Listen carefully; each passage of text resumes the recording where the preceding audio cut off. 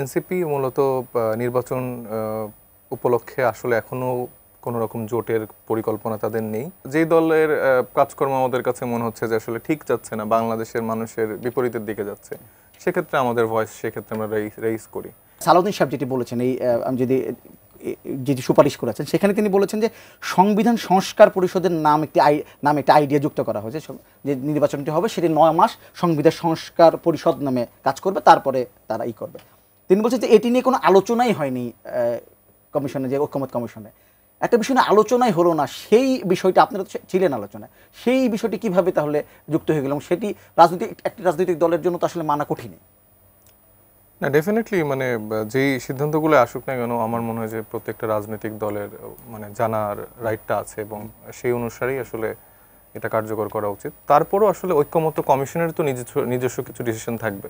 আপনি যদি সব টেবিলে ছেড়ে দেন, সব রাজনৈতিক দলের কাছে ছেড়ে দেন, এটা অনন্তকাল হয়তো বা চলবে। আর যেখানে আসলে সালাউদ্দিন সাহেবের মতো বিজ্ঞ রাজনীতিবিদরা থাকেন, এটা আরও অনন্তকাল চলার সম্ভাবনা থাকে। সো উনি হয়তো মনে জায়গা থেকে কমেন্ট করেছে, তবে আমি মনে করি যে ঐক্যমত্য কমিশনেরও নিজেদের কিছু স্বাতন্ত্র্য ডিসিশন নেওয়ার জায়গা থাকা উচিত। না হলে তো আসলে এটা কোন দিকে যাবে, এটার কে রাইট করছে, একজন তো চালক থাকতে হবে অবশ্যই। সালাউদ্দিন সাহেবের মতে করে তার পুরো বাংলাদেশ চলবে না। এনসিপি আসলে কোন জোটে যাবে আগামী নির্বাচনে? দেখুন, এনসিপি আসলে অভ্যুত্থানের পরে আসলে রাজনীতিতে নতুন রাজনৈতিক দল গঠন করেছে আসলে একটা নতুন শক্তি হিসেবে আবির্ভূত হওয়ার জন্য, নতুনভাবে মানুষের আশা-আকাঙ্ক্ষা বাস্তবায়নের যে রাজনীতি, সেটা আসলে করতে চাই। যদি আসলে বিএনপি বা অন্য কোনো রাজনৈতিক দলের প্রতি আমাদের আগ্রহটা থাকতো, তাহলে আমরা বেটার সেই দলে যেয়ে সেই রাজনীতিটা করতে পারতাম, হয়তো বা অপরচুনিটিও তারা আমাদেরকে দিত। তো এনসিপি মূলত নির্বাচন উপলক্ষে আসলে এখনও কোনো রকম জোটের পরিকল্পনা তাদের নেই। এছাড়াও রুটিন ওয়ার্কের মতো আমাদের সব রাজনৈতিক দলের সাথে আলাপ আলোচনা হয়। যদি আসলে এরকম কোনো সিচুয়েশন ক্রিয়েট হয় যে আসলে বাংলাদেশের কোনো একটা ক্রাইসিস লগ্নে বা কোনো একটা প্রয়োজনে জোটবদ্ধ বা এরকম হওয়ার একটা সিচুয়েশন দরকার, সেক্ষেত্রে এনসিপির ডোর সবার জন্যই ওপেন। তবে এনসিপির যেটা মনে করে যে মধ্যমপন্থী যেসব দলগুলো আছে, স্পেশালি এবি পার্টি, গণ অধিকার পরিষদ বা এরকম যে কয়েকটা দল আছে, এদেরকে নিয়ে পসিবল একটা ওয়ে আছে হয়তো বা আমরা একটা জোট করতে পারি, এটা নিয়ে একটা আলাপ আলোচনা আছে।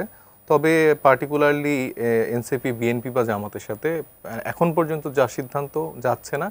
এবং আমরা যারা এই দলের সাথে সম্পৃক্ত আছে, আমরাও আসলে চাই যে আমাদের স্বতন্ত্র রাজনীতিটা ধরে রাখতে, মানুষের কাছে সেভাবে পৌঁছাতে। আপনি বলছিলেন যে রুটিনভাবে বিভিন্ন রাজনৈতিক দলগুলোর সঙ্গে আপনার যোগাযোগ আছে। এখনকার যে বড় রাজনৈতিক দলগুলো যদি বলি, জামাত ইসলামী, বিএনপি, এদের সাথে আপনাদের সম্পর্ক কেমন? হ্যাঁ, আমাদের সবার সাথে খুব ভালো সম্পর্ক। জামাত ইসলাম নিয়ে যে ইদানিং যে বক্তব্যগুলো দিচ্ছেন সিমিন নেতা, তা দেখে কি মনে হয় যে খুব ভালো সম্পর্ক? না দেখেন, এটা তো আসলে ডে ওয়ান থেকে আমাদের পার্টি লাইনটা এরকমই ছিল। মানে আছে না, মানে এখন আপনার সাথে আমার ভালো সম্পর্ক দেখে এখন আপনি অন্যায় করছেন, সেটা নিয়ে আমি কিছু বলতে পারবো না, এটা তো আসলে ঠিক না। তো যেই দলের কাজকর্ম আমাদের কাছে মনে হচ্ছে যে আসলে ঠিক যাচ্ছে না, বাংলাদেশের মানুষের বিপরীতের দিকে যাচ্ছে, সেক্ষেত্রে আমাদের ভয়েস সেক্ষেত্রে আমরা রেইজ করি।